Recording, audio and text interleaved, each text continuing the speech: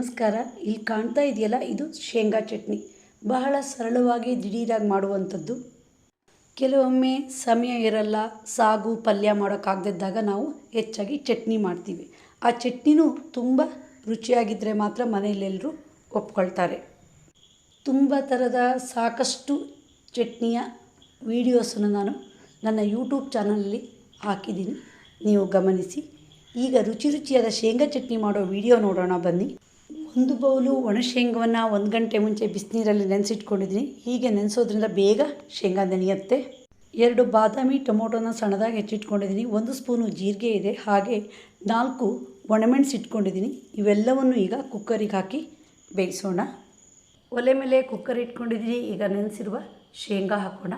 ಹಾಗೆ ಅದ್ರ ಜೊತೆ ಟೊಮೊಟೊ ಹಣ್ಣು, ಜೀರಿಗೆ, ಒಣಮೆಣಸನ್ನ ಹಾಕೋಣ. ನೀರಿಲ್ಲಿ ಹಾಕೋದು ಬೇಡ, ಏಕೆಂದರೆ ನಾವು ಶೇಂಗಾನ ನೀರಲ್ಲಿ ನೆನೆಸಿದ್ದೀನಿ. ಈಗ ಕುಕ್ಕರ್ ಮುಚ್ಚಾಯಿತು. 2 ವಿಷಲು ಕೂಗಿಸೋಣ. ಈಗ ಕುಕ್ಕರ್ ಮುಚ್ಚಳ ಓಪನ್ ಮಾಡಿದ್ದೀನಿ. ಚೆನ್ನಾಗಿ ಟೊಮೊಟೊ ಹಣ್ಣು, ಶೇಂಗಾ ಬೆಂದಿದೆ. ಈಗ ಕೊತ್ತಂಬರಿ ಸೊಪ್ಪು, ರುಚಿಗಾಗಷ್ಟು ಉಪ್ಪು, 1 ದಳ ಹುಣಸೆ ಹಣ್ಣು ಹಾಕಿದ್ದೀನಿ.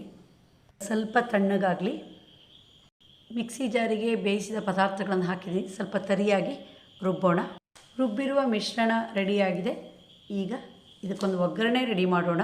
ಒಲೆ ಮೇಲೆ ಬಾಣಲೆ ಇಟ್ಟಿದ್ದೀನಿ. 4 ಸ್ಪೂನಷ್ಟು ಕೊಬ್ಬರಿ ಎಣ್ಣೆ ಹಾಕಿದ್ದೀನಿ. ಈಗ ಅರ್ಧ ಸ್ಪೂನು ಉದ್ದಿನಬೇಳೆ ಹಾಕೋಣ. ಅರ್ಧ ಸ್ಪೂನು ಸಾಸಿವೆ ಕಾಳು ಹಾಕೋಣ. ಹಾಗೆ ಪರಿಮಳಕ್ಕೆ ಕರಿಬೇವಿನ ಎಲೆಗಳನ್ನು ಹಾಕೋಣ. ಸ್ವಲ್ಪ ಫ್ರೈ ಆಗಲಿ. ಈಗ ಜಜ್ಜಿರುವ 4 ಬೆಳ್ಳುಳ್ಳಿನ ಹಾಕ್ತೀನಿ. ಸ್ವಲ್ಪ ಫ್ರೈ ಮಾಡೋಣ. ಇದಕ್ಕೆ ಬೆಳ್ಳುಳ್ಳಿ ಒಗ್ಗರಣೆ ಕೊಟ್ಟರೆ ತುಂಬ ಟೇಸ್ಟ್ ಆಗುತ್ತೆ. ಒಗ್ಗರಣೆ ಫ್ರೈ ಆಗ್ತಾ ಬಂತು. ಈಗ ರುಬ್ಬಿರುವ ಮಿಶ್ರಣವನ್ನು ಹಾಕೋಣ. ಒಂದು 5 ನಿಮಿಷ ಫ್ರೈ ಮಾಡೋಣ. ಈಗ ಅರ್ಧ ಸ್ಪೂನು ಸಕ್ಕರೆ ಹಾಕೋಣ.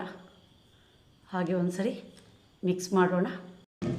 ಈಗ ಚಟ್ನಿ ಫ್ರೈ ಆಯಿತು.